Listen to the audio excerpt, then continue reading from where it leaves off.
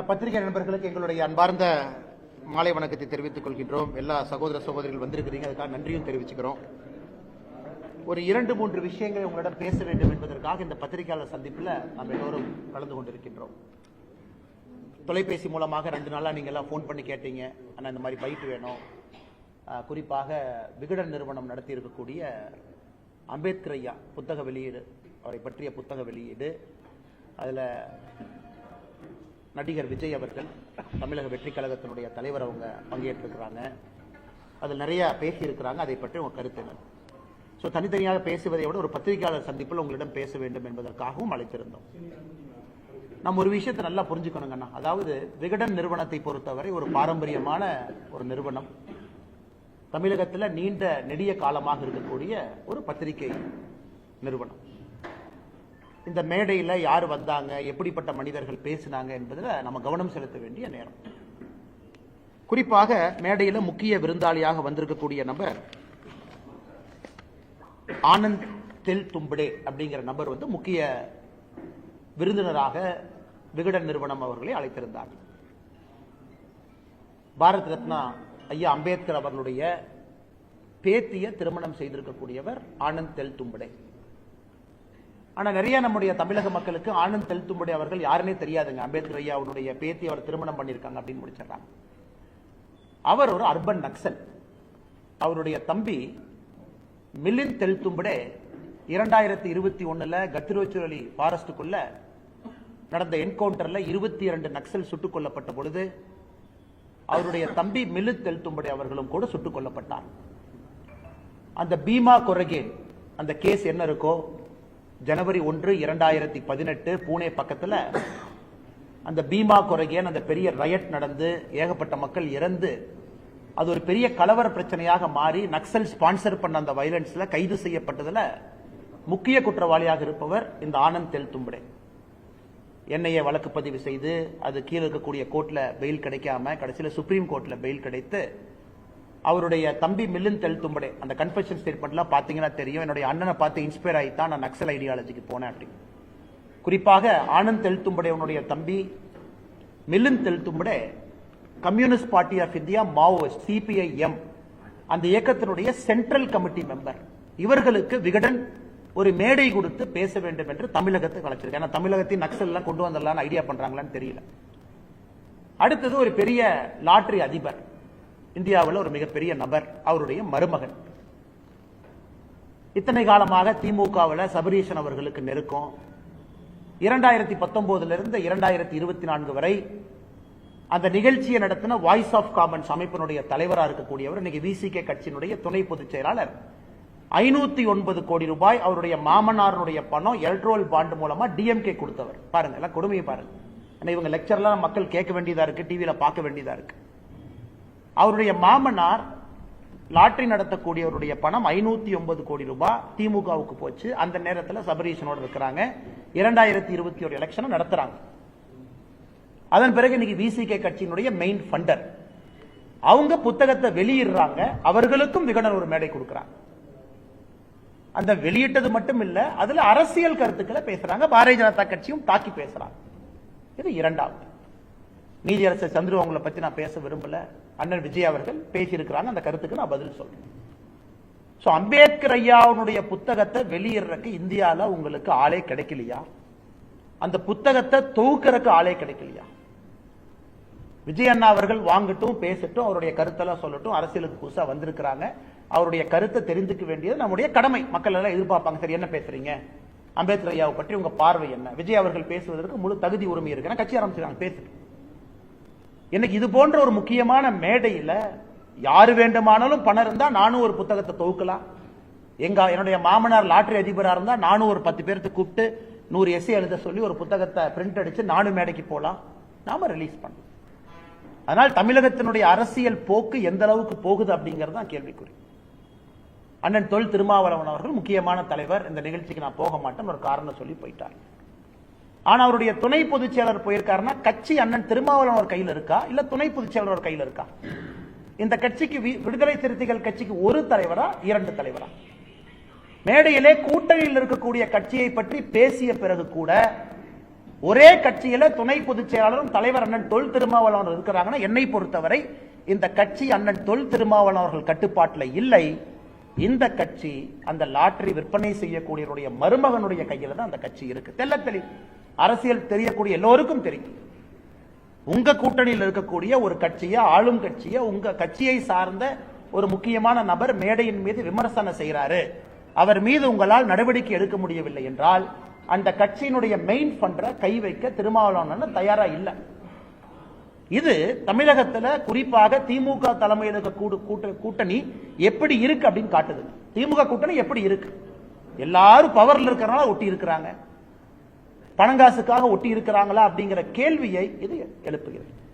எதையும் தமிழகத்தினுடைய அரசியலை கவனிக்கக்கூடியவர்கள், தமிழகத்தினுடைய மக்கள் ரொம்ப உன்னிப்பா கவனிக்கணும். அம்பேத்கர் ஐயாவுடைய புத்தகத்தை தொகுக்கறக்கு ஆள் இல்லையா? அந்த புத்தகத்துக்கு ஆனந்த் தெலும்படி அவர் தான் கிடைச்சாரா? அவர் பேசியிருக்கக்கூடிய வார்த்தைகள், பேச்சுக்கள், பீமே கொரகான்ல அவருடைய ஸ்பீச் டிசம்பர் 31, 2017 பேசின ஸ்பீச்சுக்கு அடுத்த நாள் கலவரம், ஜனவரி 1, 2018. அவருடைய சொந்த தம்பி communist party, Maoist party, communist party of India Maoist central committee member 22 நக்சலோடு சுட்டுக் கொல்லப்படுகின்றார். அது நீங்க சொல்லலாம், ஐயோ பிஜேபி ஆட்சி மகாராஷ்டிரா கொண்டீங்க, அது காங்கிரஸ் ஆட்சிங்க, எங்க ஆட்சி இல்லைங்க. அப்ப 2021 நவம்பர்ல அது உத்தவ் தாக்கரே அவர்கள் முதலமைச்சராக இருந்தார்கள், காங்கிரஸ் கூட்டணி ஆட்சி, சுட்டு கொண்டுட்டாங்க. இதையெல்லாம் தமிழகத்தினுடைய மக்கள் உத்து கவனிக்கணும். அதுதாங்க நான் காலையில் 6ஆம் தேதி அன்னைக்கு பேசினேன். அம்பேத்கர் ஐயாவை வைத்து எந்த அளவுக்கு அரசியல் வியாபாரம் தமிழகத்தில் நடைபெறுவது என்பதற்கு இந்த நிகழ்ச்சியும் ஒரு உதாரணம். அண்ணன் விஜய் அவர்கள் நான் அன்போடு வரவேற்கிறேன். மணிப்பூர், விஜய் அவர்கள் மணிப்பூர் செல்வதற்கு தயாராக இருந்தால் அவரோடு மணிப்பூர் செல்வதற்கு நான் தயார். மணிப்பூர் ஃபுல்லா சுத்தி காட்டுவதற்கு நான் தயார். விஜய் அண்ணன் இப்ப அரசியல்ல, பொது அரசியல்ல என்னுடைய அன்பான வேண்டுகோள், ஒரு பேசிக் காமன் சென்ஸை வளர்த்திக்க வேண்டிய நேரம் இது.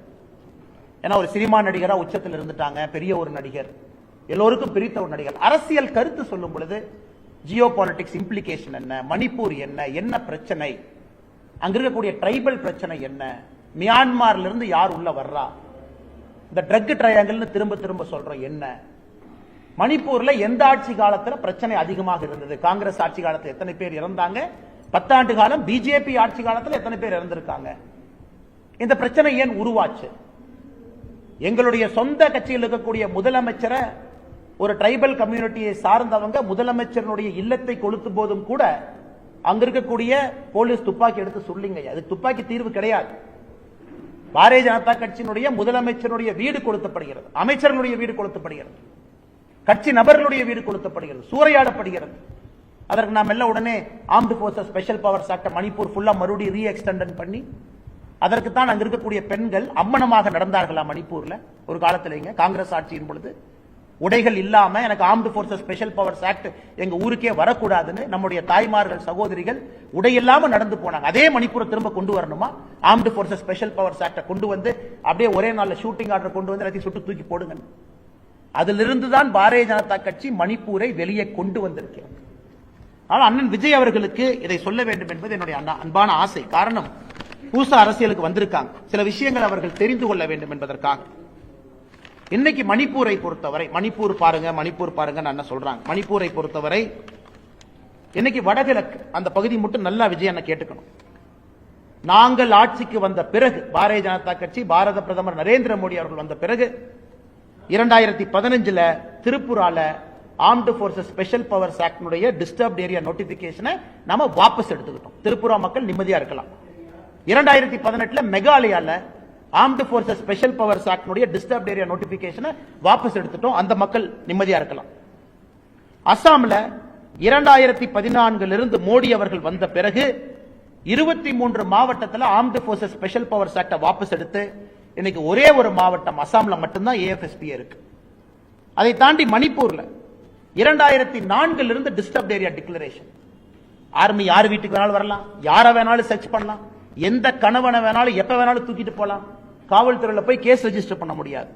2004 இருந்து இருந்தத 1/4/2022 மணிப்பூர்ல அதை வெறும் 15 போலீஸ் ஸ்டேஷன் லிமிட்டுக்குள்ள சுருக்கி அதையும் மத்திய அரசு வாபஸ் வாங்கியிருக்காங்க. நன்றாக புரிந்து கொள்ள வேண்டும். இதற்காகத்தான் வடகிழக்குல தாய்மார்கள் நிர்வாணமாக அந்த கோரமான காட்சியை நம்ம பார்க்க வேண்டிய சூழ்நிலை. நிர்வாணமாக நடந்து போனாங்க. எங்க மாநிலத்தில் armed forces special powers act கொண்டு வராது. அருணாச்சல் பிரதேசில் இன்னைக்கு 3 மாவட்டத்தில் 16 போலீஸ் ஸ்டேஷன்ல இருந்துச்சு, 9 தாலுகா எக்ஸ்ட்ரா இருந்துச்சு. அது இன்னைக்கு 2 போலீஸ் ஸ்டேஷன் லிமிட்டுக்குள்ள அருணாச்சல் பிரதேசம் சுருங்கி இருக்கிறது. நாகாலாந்தில் 1995 இருந்து இருந்த டிஸ்டர்ப்ட் ஏரியா நோட்டிபிகேஷனை முற்றிலும் எடுத்திருக்கின்றோம். அதே மாதிரி விஜய் அண்ணனுக்கு இன்னொரு அன்பான என்னுடைய அறிவுரையும் கூட. இல்ல பாரதிய ஜனதா கட்சி இங்க இருக்கிறாங்க, இந்துத்துவ கட்சி, இந்து கட்சி, தமிழ்நாட்டில் அப்படியே பிஜேபி இந்து கட்சின்னு சொல்லிட்டோம்னா அப்படியே கிறிஸ்தவர்கள் இஸ்லாமியர்கள் ஒன்னாயிருவாங்க, வாக்கரசியல் நன்றாக இருக்கும். கோவால 25% கிறிஸ்தவர்கள், 8% இஸ்லாமியர்கள் 3வது முறை ஆட்சியில் இருக்கின்றோம். மணிப்பூர் 53% மீத்தி டிரைபு, 16% குக்கி டிரைபு, அதுல 2017 இருந்து ஆட்சியில் இருக்கின்றோம். மேகாலயா 74% கிறிஸ்தவர்கள், 4% இஸ்லாமியர்கள். அதுல உங்களுக்கு தெரியும், இத்தனை காலமாக 2018 இருந்து ஆட்சியில் இருந்தோம். இன்னைக்கு ஆட்சியில் இல்ல, கூட்டணியில் 2 சீட்ல இருக்கு. மிசோராம்ல 2018 என்டி அலையன்ஸ் ஜெயிச்சது. கிறிஸ்டியன்ஸ் 87% இருக்கிறாங்க. இண்டி அலையன்ஸ் அங்க பிக்சர்லே கிடையாது. நாகாலாந்து கிறிஸ்டியன்ஸ் 87.9% இருக்கிறாங்க.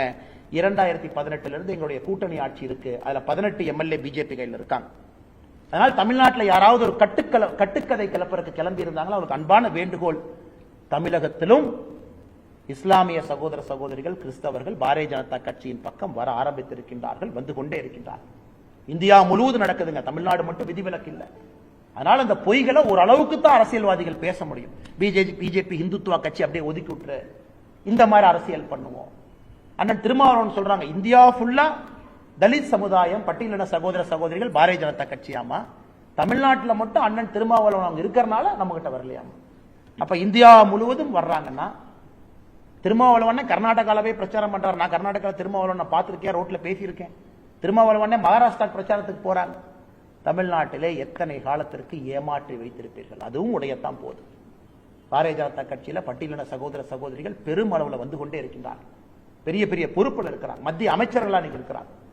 அதனால அண்ணன் பேசலாம். இந்தியா முழுசும் வந்துட்டாங்கன்னு அண்ணன் திருமாவளவன் சொன்னதுக்கு ரொம்ப நன்றி. 2026 தமிழகத்திலும் சேர்ந்து முழுமையாக வந்து விட்டார்கள் சொல்லுவீங்க. அதற்காக மிச்சம் இருக்கக்கூடிய நன்றி உங்களுக்காக பத்திரமா வச்சுக்கிறேன். அது 2026 மாநில தேர்தல் முடிந்த பிறகு திருமாவளவனுக்கு அந்த நன்றி மிச்சத்தை நான் சொல்லிடுறேன். ஆனால் இன்று நடந்திருப்பது புத்தக வெளியீட்டு விழா இல்லைங்க. தமிழகத்தில் தயவு செஞ்சு இந்த நக்சல் விதமான அரசியலை கொண்டு வந்துடாது. இந்த பீமா குரகன் வயலன்ஸ்ல மிக முக்கியமான பேச்சு, அதாவது ஒரு ஒடுக்கப்பட்ட சமுதாயத்திற்கு திரும்ப உரிமை கிடைக்க வேண்டும் என்றால் மொத்தமாக கொளுத்தித்தான் அது கிடைக்க வேண்டும் என்றால் அதற்கும் தயார் அப்படிங்கிறாங்க. அதுல மிக முக்கியமாக அவங்க நடத்தக்கூடிய பத்திரிகையில் எழுதுறாங்க, if there is exploitation there should be rebellion and if there is no rebellion then it is better than the city burns to ashes before sunrise. இந்த பேச்செல்லாம் மேடையில் பேசப்பட்ட பேச்சுக்கள் அடுத்த நாள் நடந்தது. அதனால தயவு செய்து அன்பான வேண்டுகோள் பத்திரிகை நண்பர்களுக்கு, நாம் இஷ்யூ போடுற எல்லா நண்பர்கள் தானே இதை பற்றி கருத்து இல்லை. மேடையில் யார் இருந்தாங்க, எது கருத்து சொல்லணுங்க? லாட்டரி அதிபருடைய மருமகனை பத்தி கருத்து சொல்ற அளவுக்கு இந்த கட்சி தரம் தாழ்ந்து சென்று விட்டதா? காந்தியவாதியா? ஒரு தலித் குடும்பத்தில் பிறந்து ஒரு எழுச்சி ஏற்படுத்தணும் வந்திருக்கிறாங்களா?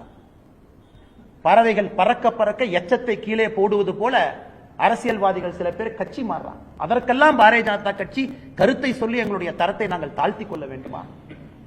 2021 தேர்தலுக்கு சபரீஷனோடு 509 கோடி ரூபாய் மாமனாரனுடைய பணம். மன்னராட்சி அன்னைக்கு சொல்றீங்களே, மன்னராட்சியை கொண்டு வந்தது யார்? மன்னராட்சிக்கு உறுதுணையாக இருந்தது யார்?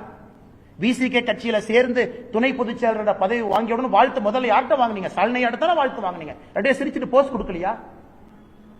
ஆளுங்கட்சிக்கு எதிராக இருக்கக்கூடிய ஓட்டை பிரிப்பதற்கு சதியா இது? திமுகவுக்கு எதிராக தமிழகத்தில் எவ்வளவு ஓட்டு இருக்கு தம்பி, நீங்க அப்படியே அந்த பக்கம் போய் அந்த கட்சிக்கு போற மாதிரி போங்க. திமுக தொடர்ந்து ஆட்சியில் இருக்க வேண்டும் என்றால் திமுகவுக்கு எதிராக இருக்கக்கூடிய மக்கள் ஓட்ட 3ஆ பிரிப்போம். அதற்காக இது திமுக நடத்துற சதியா? அந்த லாட்டரி அதிபருடைய மருமகனை வெளியனுப்பிச்சு கட்சி தாவி ஒரு நெரேட்டிவ் செட் பண்ணி ஓட்ட பிரியும். இதையெல்லாம் தமிழக மக்கள் பார்க்கத்தான் போறாங்க. எதற்காக நான் இவ்வளவு ஓப்பனா பேசுறேன்னாங்க, மக்களுக்கு தெரியணும் ஆனந்த் தெல்தும்படை யாருன்னு தெரியும், பேக்ரவுண்ட் என்னன்னு தெரியும், எதற்காக 4 வருஷம் ஜெயிலில் இருந்தாருன்னு தெரியும், அவர் தம்பி யாருன்னு தெரியும். ஆனால் விகடன் நிறுவனத்திற்கு அன்பான வேண்டுகோள், 1008 பிரச்சனைகள் இருந்தாலும் கூட நேஷனல் செக்யூரிட்டியில காம்ப்ரமைஸ் பண்ணாது. சந்திரவையாவை கூப்பிடுங்க, வெளியிடுங்க, விஜயா வாங்க சொல்லு. யார் புத்தகத்தை வெளியிடுவதற்கு, தொகுப்பதற்கு எவ்வளவு பெரிய நிறுவனங்கள், தொகுப்பதற்கு எத்தனை பேர் தமிழகத்தில் அம்பேத்கர் ஐயா அவருடைய கொள்கைகளை பின்பற்றவங்க எத்தனாயிரம் பேர் இருக்கிறாங்க. எங்கள் கொள்கைகளை ஏற்றுக்கொள்ளாதவர்கள் அத்தனாயிரம் பேர் இருக்காங்க. அவங்களை கூப்பிட்டு வெளியிடுங்க. அதனால் பெரிய விழாவாக நடத்தி அதில் கான்ட்ரோவர்சியலா பேசி அதில் 2 கருத்துக்கள் ஏற்று 2 பேருக்கு திரிக்கிறத பாரதிய ஜனதா கட்சி வன்மையாக கண்டிக்கிறோம், மிக வன்மையாக.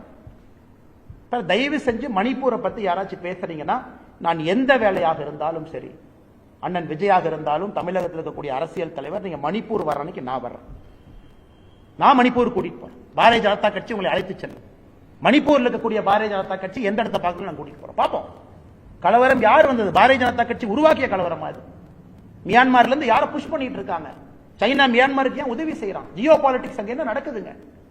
மணிப்பூர்ல எவ்வளவு ட்ரக் சீசர் நடந்திருக்கு என்டிஏ ஆட்சிக்கு பிறகு பாரு.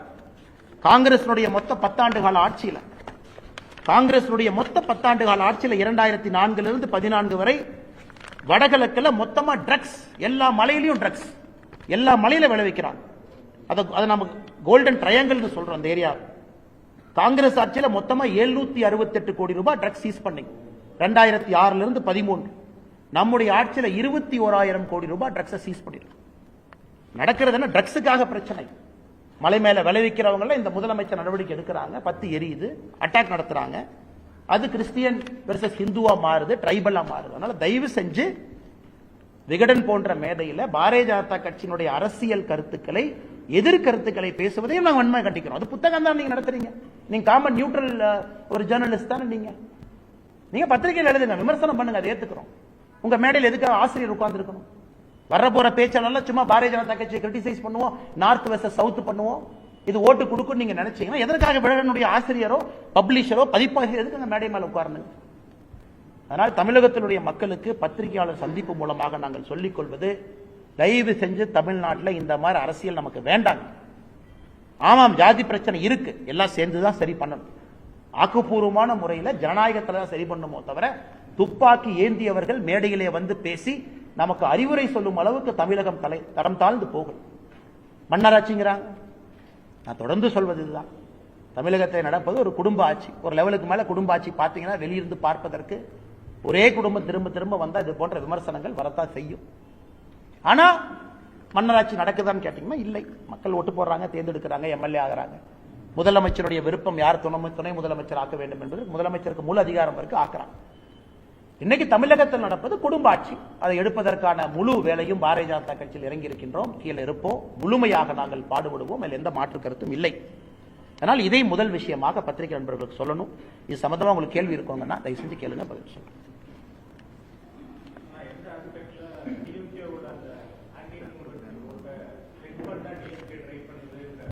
ஆனா ஒரு யூகத்தை உங்க முன்னாடி வைக்கிறேங்கண்ணா. நேற்று வரை நண்பர்கள் அந்த இவரும் அங்க இருக்கக்கூடிய சபரீஷனும் ஒன்னா போறாங்க, சுத்துறாங்க. 2021 ஸ்ட்ராட்டஜி ஒன்னா போடுறாங்க. பெண் அமைப்புக்கெல்லாம் தனித்தனியா டிஎம்கே ஒரு பெண் அமைப்பு ஒன்று வச்சிருக்காங்க, அதை ஆரம்பிக்கிறாங்க. அதன் பிறகு அப்படியே விசிகேக்கு போறாங்க. விசிகேல இருக்கும் பொழுது இந்த பிரச்சனையை பேசலையே. உங்களுக்கு திமுக பிரச்சனையா இருந்தால் விசிகே கூட்டணி கட்சியில் ஏன் போய் சேரணும்? ஏன் வேற கட்சியா தமிழ்நாட்டு இல்லையா? வேற யாருமே பட்டியலின சகோதர சகோதரிகளுக்காக வேலை செய்யலையா? எதிர்கட்சியில போய் ஜாயின் பண்ணலாமே. அதே கூட்டத்தில் இருக்கக்கூடிய கட்சியில ஜாயின் பண்ணி கன்டினியூ பண்றீங்க. திருச்சி மாநாடு போடுறீங்க, அதுக்கு தலைவர்களை கூப்பிடுறீங்க, அது ஸ்பான்சர் பண்றீங்க. அதன் பிறகு திடீரென்று திமுகவை விமர்சிக்க வேண்டிய காரணம் என்னன்னு தான் மக்கள் கேட்கிறாங்க. அப்ப என்ன நீங்களா சேர்ந்து நாடகம் ஆடுறீங்களா? இது திமுக, திருமாவளவன், இந்த லாட்டரி அதிபருடைய மருமக 3 பேர் உட்கார்ந்து நீங்களே கேம் ஆடி புதுசா இந்த கட்சிக்கு எவர் அனுப்பு, அந்த கட்சிக்கு எவர் அனுப்பு, ஓட்ட பிரிக்கலாம். அது என்னுடைய ஐயத்தை வெளிப்படுத்துகின்றேன், மக்களுடைய ஐயத்தை. இல்லாட்டி நீங்க ஆக்ஷன் எடுங்க. ஏன் ஆக்ஷன் எடுக்கல? இல்ல ஒரு பேசுறது தப்பு. ஒரு சின்ன பையன் ட்விட்டர்ல ஒரு மெசேஜ் போட்டா 10 நிமிஷத்துல தூக்குற கட்சி. முதலமைச்சர் அசிங்கமா பேசியிருக்காங்க. நாங்கள் பேசுவது வேறு, முதலமைச்சருடைய குறைகளை சுட்டிக்காட்டுவது வேறு. அப்ப மன்னராட்சின்னு அதே கூட்டத்தில் பண்றாங்கன்னா திருமாவளவன் ஏன் நடவடிக்கை எடுக்கல? அப்ப என்ன அர்த்தங்கன்னா இந்த கட்சிக்கு அவரு தலைவரா இன்னொருத்தர் தலைவரா? இதைத்தான் நான் கேட்கிறேன். ஆனால் நான் கேட்பது புத்தகத்தை வெளியிடுங்க, விஜயண்ணா பேசுங்க, எல்லாம் பண்ணுங்க, ஆதாரத்தின் அடிப்படையில் பேசுவோம். சும்மா வாய்க்கு வந்தது மணிப்பூர் அப்படியே பேசிட்டு போயிடலாம். 2% கட்சி பரவாயில்லைங்க. எங்களை மாதிரி சாதாரண ஆட்கள் 2%, 4%, 6%, 12% எல்லாம் வந்துடும். கட்சி இத்தனை பேர் உழைச்சு கொண்டாந்துட்டாங்க. அடுத்து 30% போயிடும். ஆனால் சும்மா அப்படியே மேடையில் வர வேண்டியது ஒரு விகடன் போன்ற ஒரு முக்கியமான ஒரு பத்திரிகை அந்த மேடையில் அரசியல் பேச வேண்டியது என்னங்க அது? நான் இதுவரை மரியாதையாக தமிழகத்தில் எல்லோருக்கும் மரியாதை கொடுக்க வேண்டும் என்று தான் அரசியல் பண்றோம். ஆனா இது போன்ற பேசினா நம்ம தரவுகளின் அடிப்படையில் பேச வேண்டி வருதுங்கண்ணா. மணிப்பூரை பத்தி தெரியணும், ஜியோகிராபி என்ன, மணிப்பூர் ஹிஸ்டரி என்ன, மேப்ல எங்க இருக்கு, மணிப்பூருக்கும் மியான்மருக்கு எவ்வளவு தூரம், ஏன் அதை நம்ம ட்ரக் ட்ரையாங்கல்னு சொல்றோம், எதுவும் தெரியாம மணிப்பூர் ஜியோ பாலிடிக்ஸ். ஏன் மணிப்பூர் பட்டியலை வேண்டும் என்று சைனா நினைக்குது, ஏன் மியான்மர் நினைக்குது, ஏன் நம்ம கடுமையான ஆக்ஷனுக்கு போகாம இருக்கோம்னா? 2 ட்ரைபல் சண்டை போடுறாங்க, துப்பாக்கி சூடு நடத்தி நாளை காலையில குக்கியும் ஏத்தி நீங்க சமாதானப்படுத்திடுவீங்களா? இதெல்லாம் 100 ஆண்டுகளாக இருக்கக்கூடிய பிரச்சனை. மலை மேல குரூப் இருக்காங்க, மலைக்கு கீழே குரூப் இருக்காங்க. மலை கீழே இருக்கிற குரூப் மேல போய் நிலத்தை வாங்க முடியாது. அந்த பிரச்சனை தான் இந்த பிரச்சனை. ஹைகோர்ட் ஜட்ஜு தீர்ப்பு கொடுக்கிறார், ஒரு கம்யூனிட்டி ட்ரைபல் ஆக்க. இன்னைக்கு எல்லா விதமான விதத்தையும் கையாண்டு பிரச்சனைக்கு நார்த் ஈஸ்ட்ல அது தமிழ்நாடு மாதிரி கிடையாதுங்க. High tribal identity. சொந்த சீஃப் மினிஸ்டருடைய வீட்டை கொளுத்தும் போது நாங்க துப்பாக்கி சூடு நடத்தாம இருக்கோம். ஏன்னா துப்பாக்கி சூடு தீர்வு கிடையாது. அதுக்கு மறுபடியும் நார்த் ஈஸ்ட் பத்தி எறியணும், மறுபடியும் தாய்மார்கள் உடை உடுத்தாம ரோட்டுக்கு வரணும், மறுபடியும் ஆர்ம்டு போர்சஸ் ஸ்பெஷல் பவர்ஸ் ஆக்ட எடுங்கன்னு சொல்லணும். இது ஒரே நாள்ல ஏஎஃப்எஸ்பியை கொண்டு ஆர்மி 10 காலத்தை இறக்கி ஷூட்டட் சைட் ஆர்டர் கொடுத்து 24 ஹவர்ஸ்ல கொண்டு வர தெரியாதாங்கன்னா? இது 20 ஆண்டுகள் கழித்து இந்த அமைதி வந்திருக்கு, இந்த பிரச்சனை வெடிக்கிறதுக்கு முன்னாடி. அதனால் கொஞ்சம் ஜியோகிராபி ஹிஸ்டரி தெரிஞ்சுக்கிட்டு பேசணும் என்ன நடக்குது. அதான் அன்பான வேண்டுகோளை தவிர வேற எதுவும் என்னுடைய வேண்டுகோள் இல்லைங்க. பிளாக் டிக்கெட்டுக்கும் அதே போல லாட்டரி சீட்டுக்கும் போட்டோ போட்டி அப்படின்னு சொல்லி அண்ணா, நான் ஏற்கனவே சொன்னது போல விஜய் அவர்களுடைய அரசியலை நான் வரவேற்கிறேங்க. காரணம் ஒரு புதிய ஒரு குரல் வந்திருக்கிறாங்க, சினிமாவனுடைய உச்சத்தில் இருக்கிறாங்க, வரட்டும். நான் அந்த பிளாக் டிக்கெட்டுக்குள்ள போக விரும்பலீங்கண்ணா. பட் நீங்க சொல்லக்கூடிய இன்னொரு நபர் இஸ் a proven player, கிளியரா 508 crore 2019 இருந்து 24 வரைக்கும் அவருடைய மாமனார் டிஎம்கே கொடுத்த எலக்ட்ரல் பாண்ட், மாமனார் கொடுத்தது 500. அந்த பீரியட்ல இவர் கூட இருக்கார், இல்ல ஸ்ட்ராட்டஜிஸ்ட். இந்த புகைப்படங்கள் இருக்கு, நீங்க செக் பண்ணலாம். ஸ்டாலின் அவர்களோட புகைப்படம் எடுக்கிறாங்க, எல்லாம் எடுக்கிறாங்க. இப்ப டிராமா பண்ண வேண்டிய அவசியம் திடீர்னு அண்ணா இவரு கருத்துக்கு என்ன கருத்து? நான் தான் யோசிச்சேன், இவர் என்ன காந்தியவாதியா இல்ல அம்பேத்கர் வாதியா இல்ல கீழே ஒரு சாதாரண குடும்பத்திலிருந்து பிறந்து அவரே படிச்சு இல்ல விவசாய குடும்பத்தில் வந்திருக்கிறாங்க. மாமனாருடைய பேரு, மாமனார் பணம் இருக்கிற வரைக்கும் அங்க ஃபியூஸ் போகும். நாளை காலையில அந்த மாமனார் பணத்தை கட் பண்ணா இந்த கட்சியிலிருந்து அடுத்த கட்சி. அதனால தாமு அன்பரசன் எந்த அர்த்தத்தில் கேட்கிறாங்க சத்தியமா எனக்கு தெரியலீங்கன்னா, நான் இந்த பகுதியை விமர்சனம் செய்ய விரும்புகின்றேன். அதனால தயவு செய்து விகடன் போன்ற ஒரு நிறுவனம் மேடையை கொடுக்கும் பொழுது யாருக்கு கொடுக்கிறோம் என்பது மிக முக்கியம். இதுதான் திரும்ப திரும்ப நான் சொல்லக்கூடிய கருத்து. தமிழகத்தில் அது போன்ற அரசியல் வேண்டாம். அந்த ரிபல்லியஸ் பாலிடிக்ஸ், பீமா கொரகான் என்ன நடந்துச்சுன்னு எல்லாத்துக்குமே தெரியுங்கன்னா, அது வேண்டாம் என்பது. ஏன்னா யாருமே இந்த கோணத்தில் பேசுறீங்க, நான் பேச வேண்டாம் என்று தான் இருந்தேன். ஆனா பேசுற சர்ச்சை எல்லாமே இவங்க என்ன சொன்னாங்க, இவங்க என்ன சொன்னாங்க, அப்படியே உண்மை சொல்லணும்ல. நான் எதுக்கு தெல்தும்படையை பத்தி பேசுறேன்னு இத்தனை நாளா பொறுமையா இருந்தேன். பட் இருந்தாலும் பேச வேண்டிய கட்டாயம், அவர் பேக்ரவுண்ட் யாருன்னு சொல்ல வேண்டிய கட்டாயம்.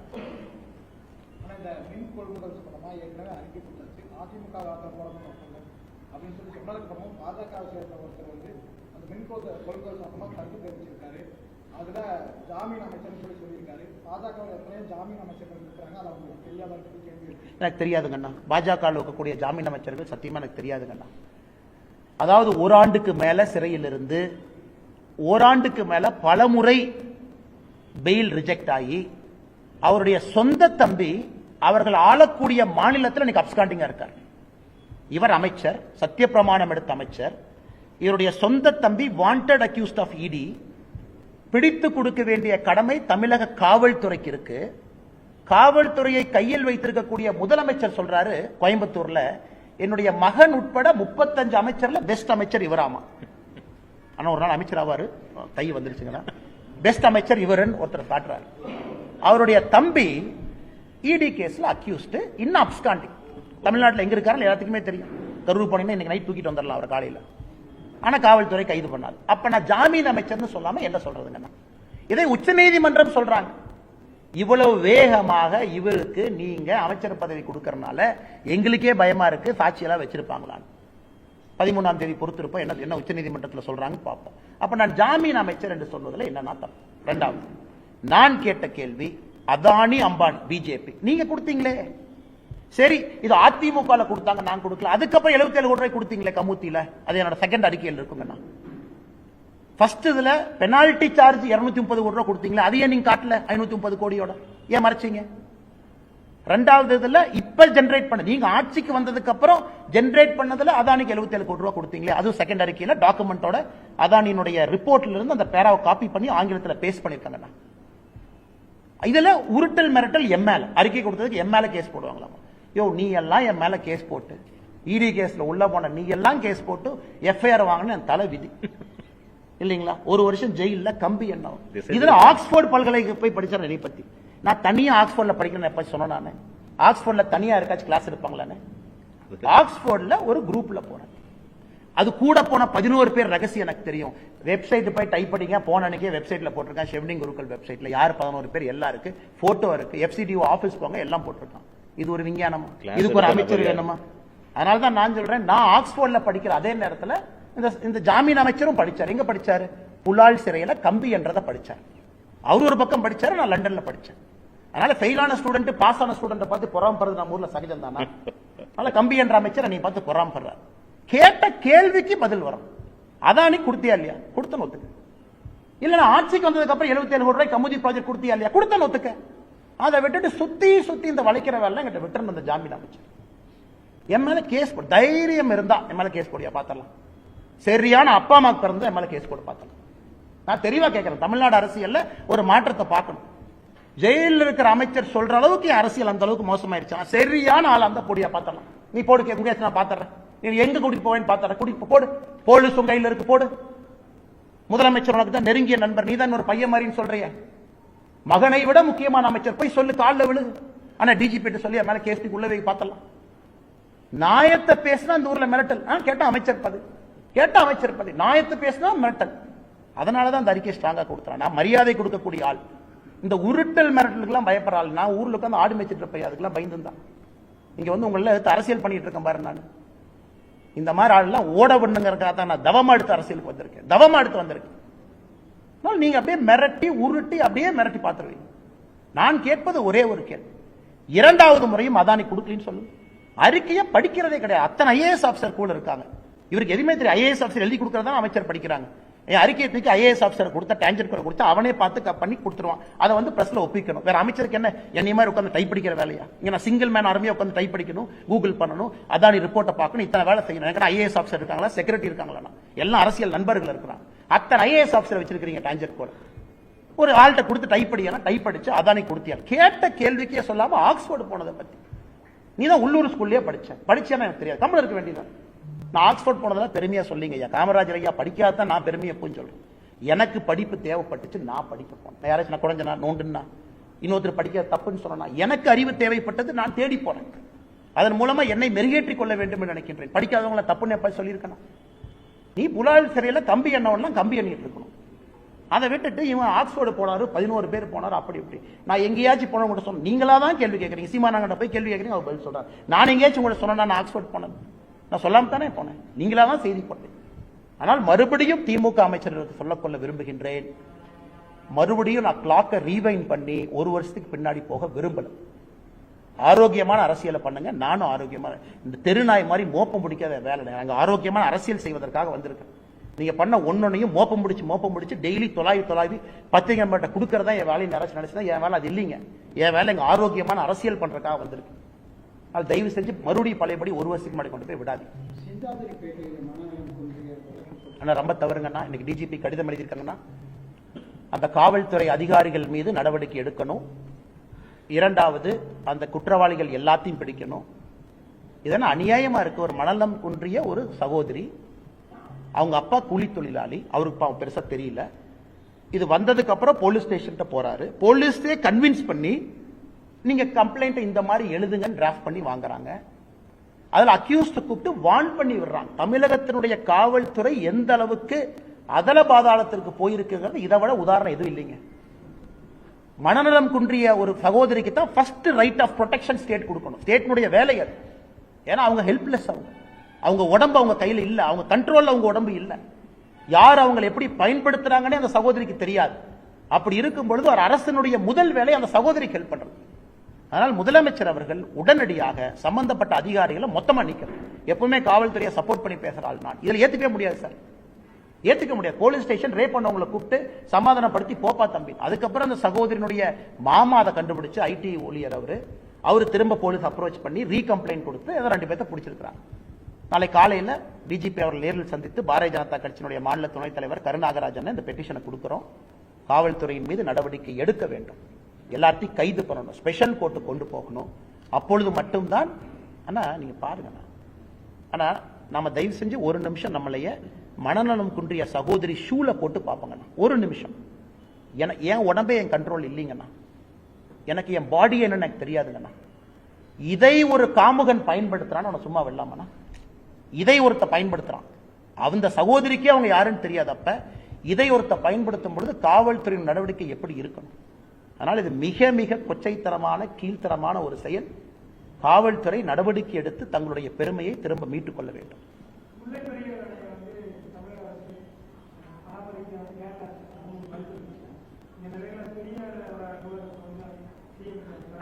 அண்ணா சாரிங்க அண்ணா கொஞ்சம் வைக்கம் போறாரு.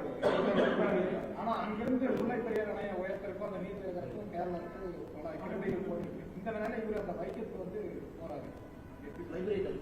அதான் இது இந்திய அலையன்ஸ்ல இருக்கக்கூடிய ஒரு காமெடிங்கண்ணா. இந்தியா முழுசுமே, அதாவது நான் வந்து 2024 பொறுத்த வரைக்கும் நண்பர்கள், அதுக்கப்புறம் பக்கத்து மாநிலத்துக்கு பேருக்கு நண்பர்கள், ஆனா எங்களுக்குள்ள 1008 பிரச்சனை இருக்கும், நாங்க தீர்க்க மாட்டோம். இன்னைக்கு வைக்கம் போராட்டம் நடந்த இடத்துல அதை நினைவுபடுத்தக்கூடிய நாளுக்கு நாங்க போறோம், இதெல்லாம் காட்டுறோம் சொல்லக்கூடியவர்கள் வாயை திறந்து இப்ப நீங்க கேட்டா முதலமைச்சர் ஐயா சொல்லுவாங்க, அதை விட முக்கியமான விஷயத்தை பேச போனது. லாஸ்ட் டைம் பெங்களூர் போயிட்டு வந்தாங்க, ஐயா எல்லாம் கேட்டீங்க, பத்திரிகை நண்பர்களான பேசுனீங்களானே, நம்ம காவிரி தண்ணி விட சொன்னீங்களா, அதை விட முக்கியமா பேச போனது. இப்ப முதலமைச்சர் அவர்களுக்கு ஞாபகப்படுத்துறோம், அவரோ ஒரு அமைச்சரோ செல்லும் பொழுது, ஐயா இதை விட முக்கியம் தமிழகத்துக்கு எது இல்லை, மதுரை பகுதி வைகை பாசனம் அந்த முழு பகுதிக்கும் இதை விட முக்கியம் எது இல்லை, தேனி பகுதி முழுசா இதை விட முக்கியம் எது இல்லை, தயவு செஞ்சு இதை பேசிட்டு வைக்கம் போராட்டத்துக்கு போய் ஸ்டேஜில் நீங்க கொடுக்குற ஸ்பீச் எல்லாம் கொடுத்துட்டு பத்திரமா வாங்கய்யா. தயவு செய்து கேரள அரசு குறிப்பாக தமிழகத்தினுடைய உரிமை எப்படி மறுக்கிறாங்கன்னு பேசி எழுத்துப்பூர்வமா கொடுத்துட்டு வாங்க, அப்ப நாங்க பாராட்டோம்.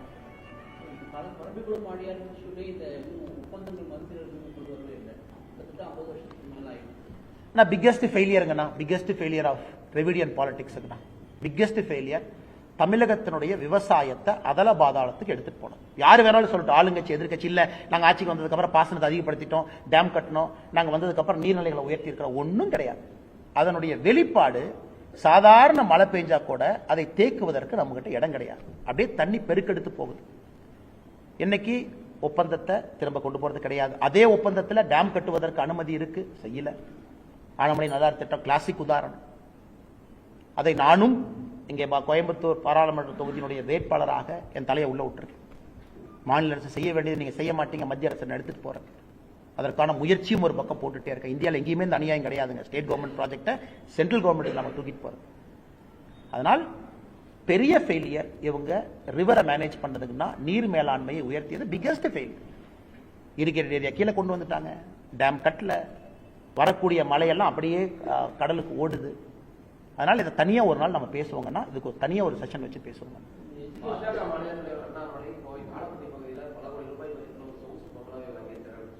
அண்ணா அண்ணா நான் பங்களா வாங்குற அன்னைக்கு அல்லது ஒரு வீடு வாங்குற அன்னைக்கு கண்டிப்பா பத்திரிகை நண்பர்களை கூட்டிட்டு போவேன். அவருக்கு ஃப்ரீயா எழுதி கொடுத்து இல்ல கூட்டிட்டு போவேன். வீடு வாங்கும் அளவுக்கு எனக்கு தகுதி இல்லைங்கன்னா அந்த தகுதி வரும் பொழுது கண்டிப்பா நீங்க வந்து ஒரு டீ சாப்பிட்டு தான் வரணும். அப்படி உங்களை விட்டுட்டு நான் வீடு வாங்கிடுவேன். கோயம்புத்தூரில் இருப்பதற்கு ஒரு வீடு தேவைப்படுகிறது. மாமனார் வீட்டில் அலையா விருந்தாலே 5 வருஷமா இருக்கிறாங்க. கட்சிக்காரங்களாம் வர்றாங்க, வெளியே உட்கார்ந்து இருக்கிறாங்க, ரோட்ல இருக்கிறாங்க. அதனால் நானே ஒரு வாடகை வீட்டு எடுத்து காலப்பட்டி ரோட்ல வாடகை வீட்டுக்கு மூவ் ஆயிட்டேன். கட்சிக்காரர்கள் வரும்போது பார்ப்பதற்கு ஒரு இடம் வேண்டும்.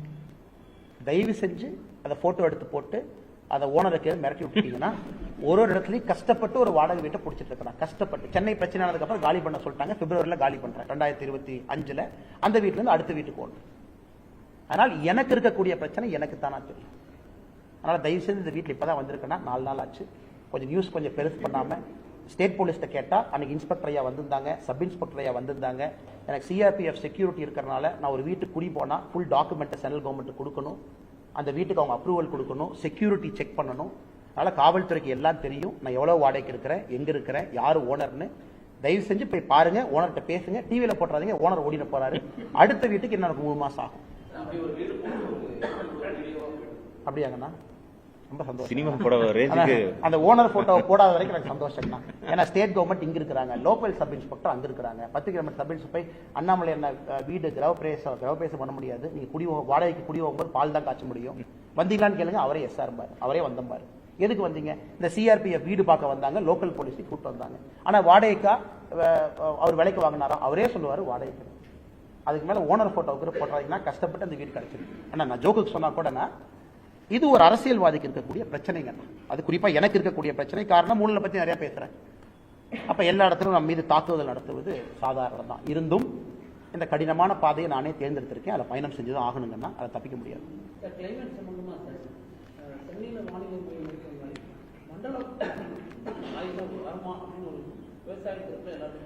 நீங்க போக